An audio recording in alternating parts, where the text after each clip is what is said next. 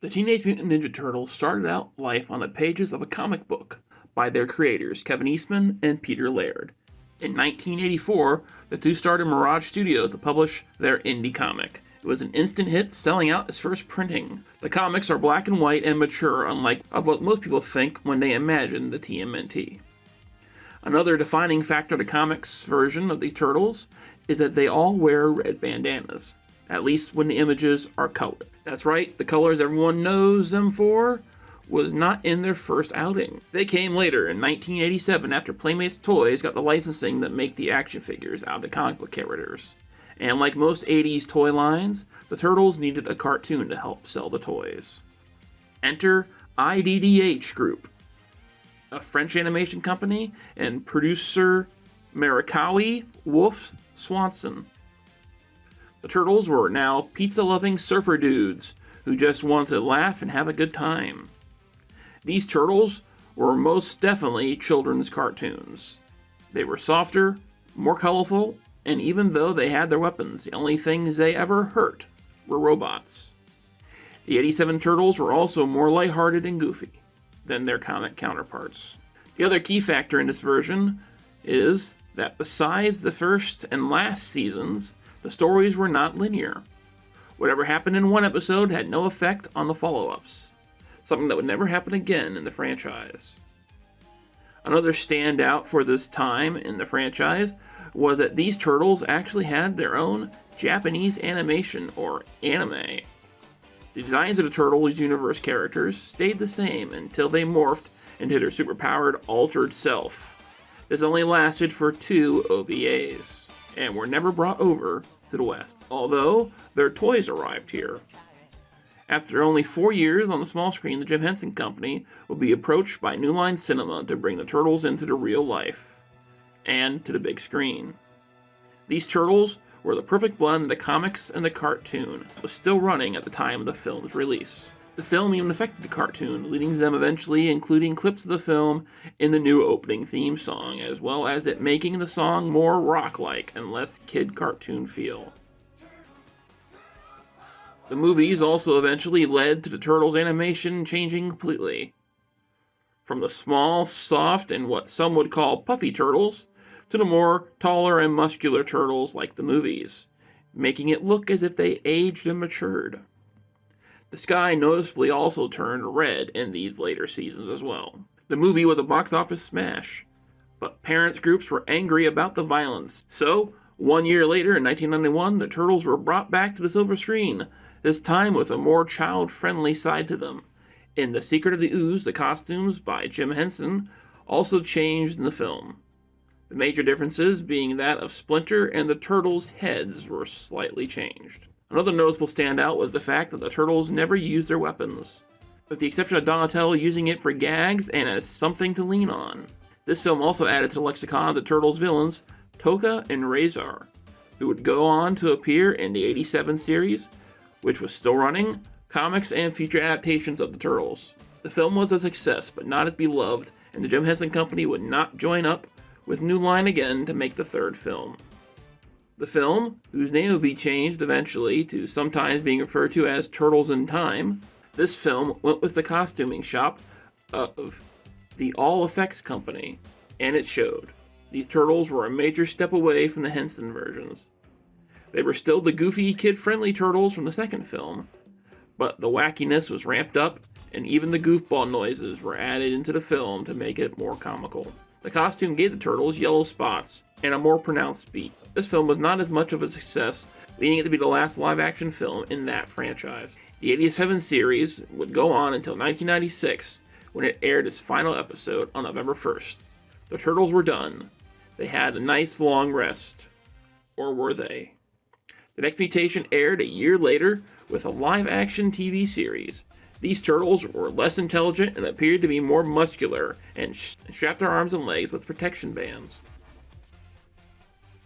Also, the Turtles' headbands turned into more like hats that covered their heads completely, at least when it comes to Leonardo and Donatello. Raphael and Michelangelo retained their eye-covered versions.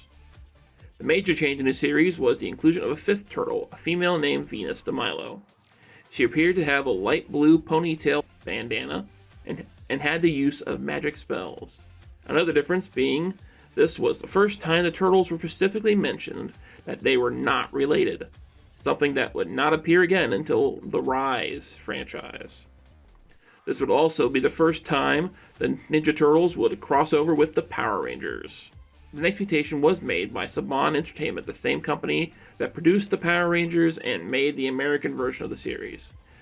This version of Turtles was hated by audiences and critics alike and only lasted for one season, ending in a clip show. Turtles lay dormant for 7 years, all the while still existing in their comic forms as well as different comic versions, including in the pages of Archie, where the 87 Turtles style was still reused. Venus as a character would not be seen again until 2022 in an IDW comics, where she was a Frankenstein-like monster instead of the Turtles' long-lost sister. In 2003, the Ninja Turtles came back, and they brought with them a more mature feel. Reminiscent of the first film, blending both the matureness of the comics as well as the stories, mainly the love of pizza and the Turtles' colored headbands. The full head ones were gone again, and this time the Turtles got something which would stay with them for the next two adaptations. The Turtles' knees and elbow pads were now all brown. The Turtles also now appeared to be different shades of green, something that appeared in the Playmates toys of them, but never in the 87 cartoon series, the 90s film series, or the next mutation. These Turtles use more of an anime style, but the anime company Dong-Hu making them this time, working with Mirage Studios to make this version of the series get closer to the feel of the comic books, and it is as close as any of the series ever got. During the run of the 2003 Turtles, a new movie was made, once again with New Line, and it was now a fully CGI animated film. TMNT hit the big screen in 2007, making the Turtles more gangly and less muscular. This film loosely connected to the 3 live-action ones that came before it, to the point that even New Line includes it in sets with the trilogy, as well as the director of the film, claiming it to be the 4th film. At one moment in the end of the film, Splinter can be seen in his room, and in there are props representing the 3 previous films. The 2003 TV series would follow suit with this new film's design on a soft reboot entitled Back to the Sewers. Before this, though, 4Kids didn't like the mature direction the series was going in, leading them to shelve the 5th season of the show and go directly to the 6th, leading to a newer, softer color design of the Turtles as they went into the future with Fast Forward.